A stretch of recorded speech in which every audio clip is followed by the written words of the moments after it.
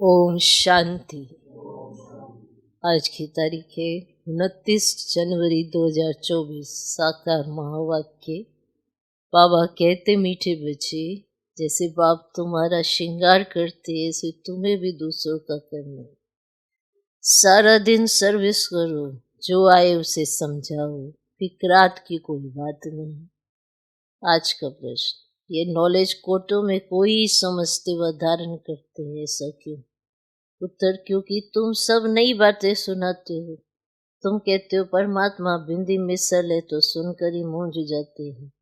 शास्त्रों में तो ये सब बातें सुनी ही नहीं है। इतना समय जो भक्ति की है वे खींचती है, इसलिए जल्दी समझते नहीं। कोई कोई फिर ऐसे परवाने भी निकलते हैं जो कहते, बाबा हम तो विश्व का मालिक जरूर बनेंगे, हमें ऐसा बाबा मिला, हम छोड़ कैसे सकते। सब कुछ निछावर करने की वो चला जाती है। गीत है दूर देश के रहने वाली। ओम शांति। और मीठे मीठे रुआने बच्चे अच्छी तरह से जानते हैं कि हम मुसाफिर, ये हमारा देश नहीं है।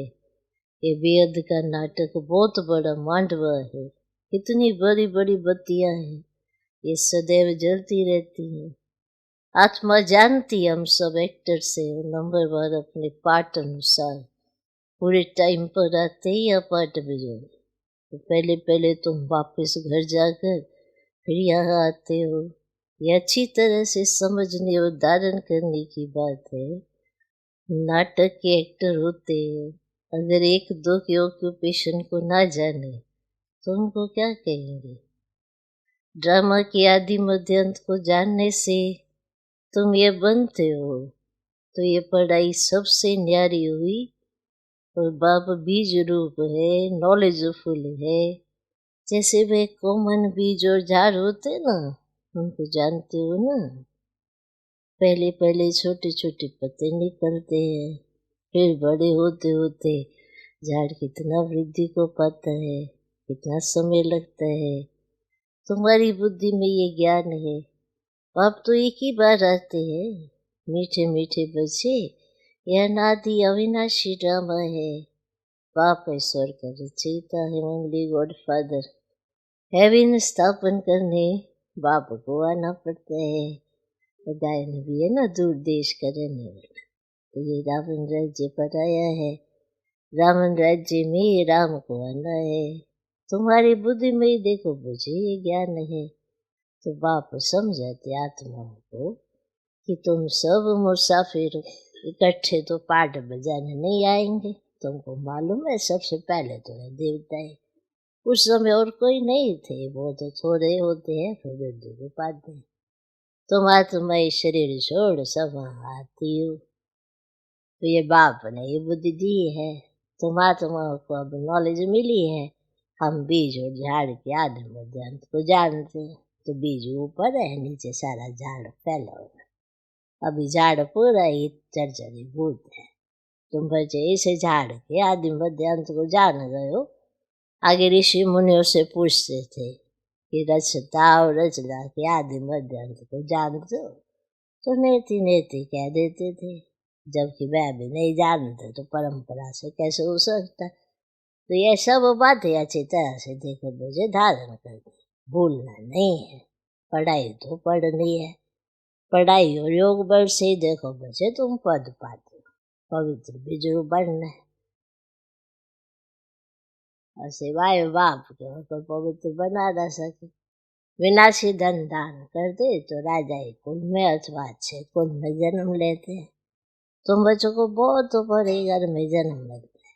नई दुनिया तो बहुत छोटी होती है ना। सत्य में देवताओं का जैसे एक गाँव है, और शुरू में बॉम्बे जैसी छोटी थी। अब देखो कितनी वृद्धि को पाया है। आत्मा सब अपना पाठ बजाती है ना। सब मुसाफिर है। तो बाप एक ही बार का मुसाफिर है, और तुम भी एक ही बार का मुसाफिर। तुम भी एक ही बार आते हो, फिर पुनर्जन्म लेते पाठ बजाते ही रहते हो। अभी तुम अमर लोक में जानने के लिए अमर कथा सुनते हो। जैसे 21 जन्म ऊंच पद पाते हो। 21 पीढ़ी कहते हैं ना। और पीढ़ी अर्धांत बुढ़ापे तक, फिर दूसरा शरीर आप भी लेंगे। अकाल मृत्यु नहीं होगा, तो वह है ही अमर लोग, काल का नाम ही नहीं। अचानक मृत्यु होती ही नहीं, तुम एक शरीर छोड़ दूसरा लेते हो, दुख की तो कोई बात ही नहीं है बच्चे। और सर्प को दुख होता है क्या? और ही खुशी होती होगी। अभी तुमको आत्मा को ज्ञान मिलता है, तो आत्मा ही सब कुछ करती है, आत्मा में ही बुद्धि है, और शरीर तो बिल्कुल अलग है। उनमें आत्मा ना होती तो शरीर चल ना सके। और कैसे शरीर बनता है, आत्मा कैसे प्रवेश करती है, हर चीज देखो बच्चे वंडरफुल है। तो बाप कहते मुझे मुझे बच्चे तुम्हारा स्वर्ग है वंडरफुल वर्ल्ड। रावण राज्य में 7 वंडर्स दिखाते, राम राज्य में बाप का एक ही वंडर है स्वर्ग, जो आधा कायम रहते हैं। मनुष्य ने देखा भी नहीं है, तो भी सबके मुख से स्वर्ग नाम जरूर निकलता है। अभी तुम बुद्धि से जानते हो, कोई ने साक्षात्कार भी किया है। वो बाबा ने भी विनाश और अपनी राजधानी देखी। अर्जुन को भी साक्षात्कार में दिखाया है। अब बरोबर यह है गीता एपिसोड। बाबा बतलाते हैं कि बच्चे यह है पुरुषोत्तम संगम, तो मैं आकर तुम बच्चों को राजयोग सिखाता हूँ और इतना ऊंच बनाता हूँ। दुनिया में देखो बच्चे इन बातों को कोई नहीं जानते। तुम बहुत मौज में रहते हो। यहाँ हम मनुष्य मरते तो दीपक जगाते, ये आत्मा को दिया ना हो। और सत्संग में तो ऐसी कोई बात होती नहीं। सत्संग में सब आत्माओं का दीपक जगा रहता है, घर घर में सोच रहा होता है। यहाँ पे मनुष्य घर घर में बत्तियां जलाते हैं।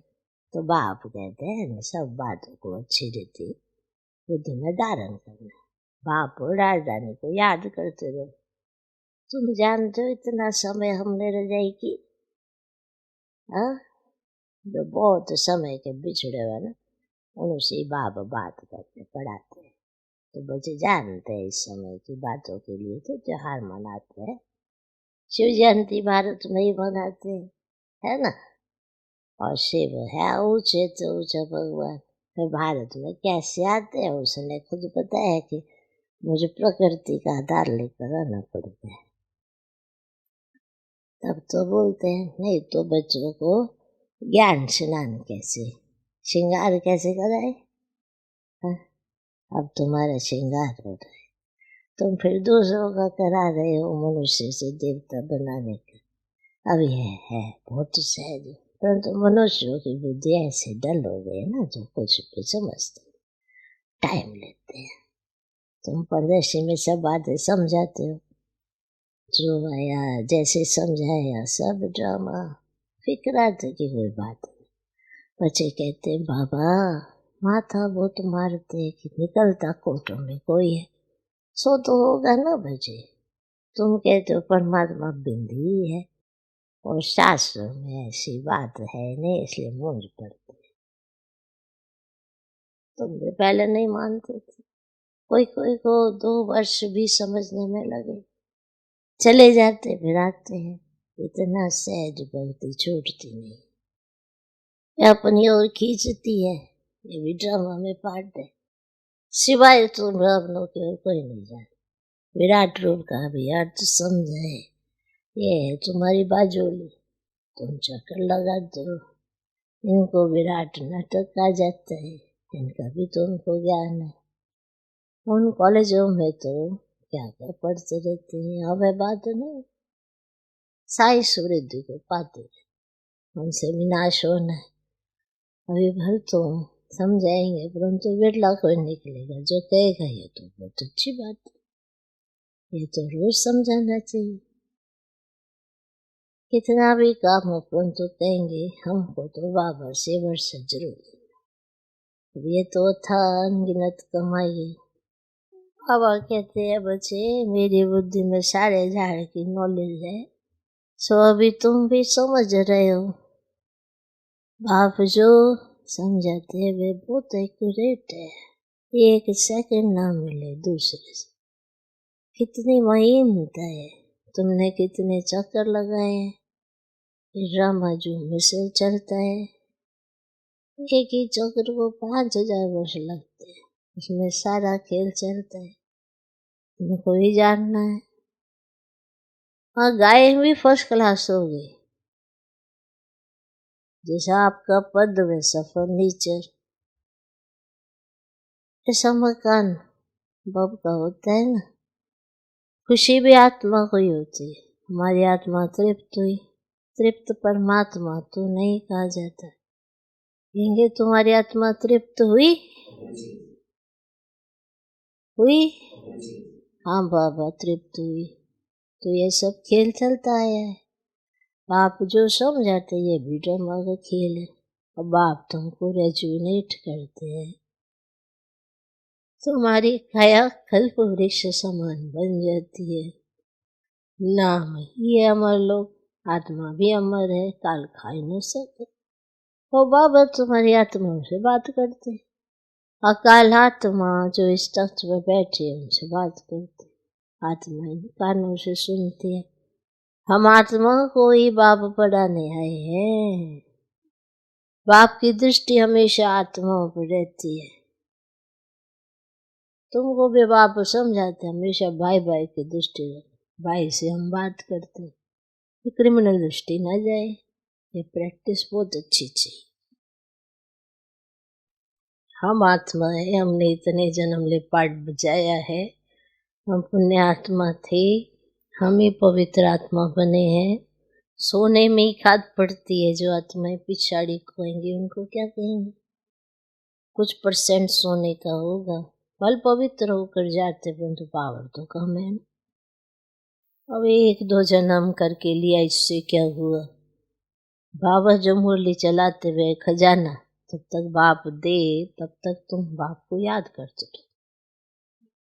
अब याद से ही तो मैं अब हेल्दी बनते हूँ।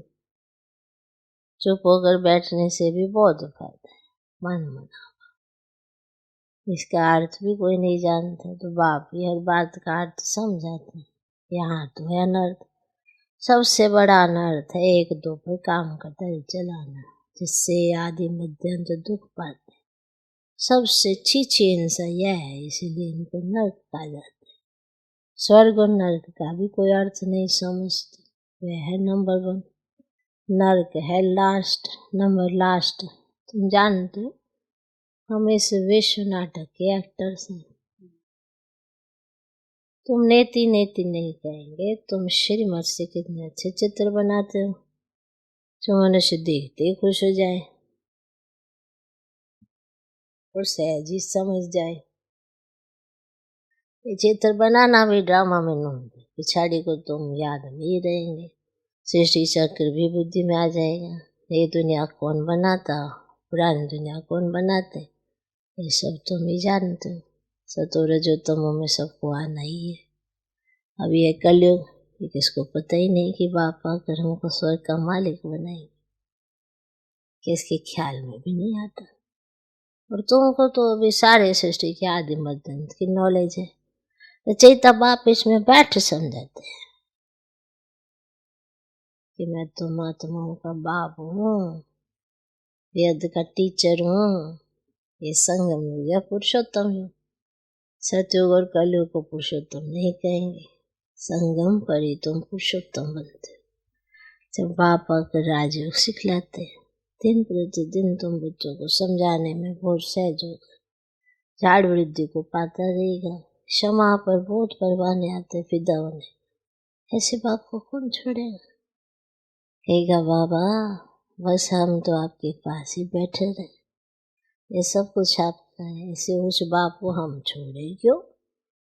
जोश बहुतों में आता है। बाबा से विश्व की बादशाही मिलती तो हम छोड़ कर क्यों जाए? या तुम स्वर्ग में बैठे हैं, या कोई काल भी नहीं आ सकता, परंतु बाप की हिम्मत लेनी पड़े।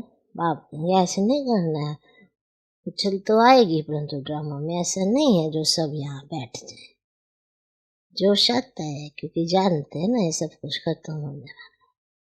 जिनका पार्ट है वे सुनते रहते हैं। बाप कहते तुम LLB ICS पढ़ते हो, इससे क्या मिलेगा? और शरीर छोड़ जाए तो क्या मिलेगा? कुछ भी नहीं। वह है विनाशी विद्या, यह है अविनाशी विद्या। जो अविनाशी बाप देता है, टाइम बहुत थोड़ा है, तो वो वरदान से सत्य प्रदाय इस जन्म में ही बनना है। वो तो याद से ही बनेंगे। और सब देह के धर्म छोड़ मामे कम याद, शरीर पर भरोसा नहीं, पढ़ते पढ़ते मर जाते हैं। तो बाप का काम है समझाना, उस पढ़ाई में क्या कमाई है, इस पढ़ाई में क्या कमाई है। तो तुम जानते हो शिव बाबा का भंडारा सदैव भरपूर है। इतने सब बच्चे पलते रहते हैं, फिक्र की कोई बातें नहीं, उनको मर ही नहीं सकते। लौकिक बाप भी देते, बच्चों को खाना नहीं मिलता तो खुद भी नहीं खाते। बच्चों का दुख बाप सहन नहीं कर सकते, पहले बच्चे पीछे बाप, माँ सबसे पीछे खाती है, रूखा सूखा बचता है खा लेती है। हमारी भंडारी भी ऐसी है। अच्छा, मीठे मीठे सिक्के लगे बच्चों प्रति, मात पिता का याद से प्यार होगा तुम्हारे। रूहानी बाप के रूहानी बच्चों को नमस्ते।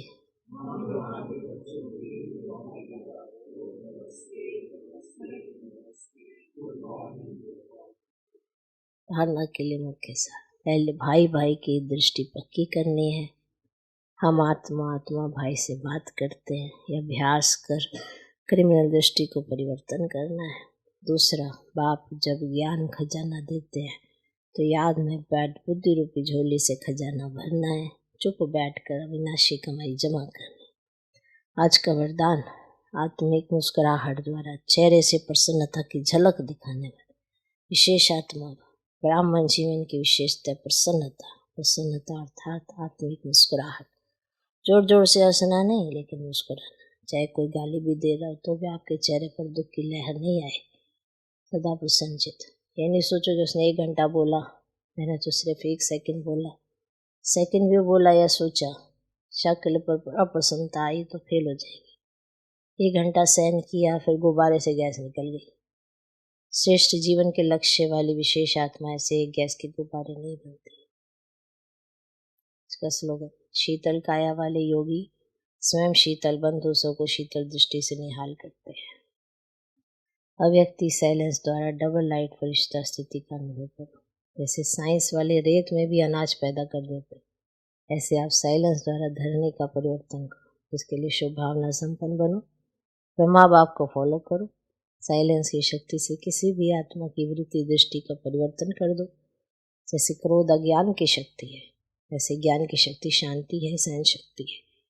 अभी इन गुणों को अपना संस्कार बना लो तो डबल लाइट फरिश्ता सहज बन जाएंगे। ओम शांति।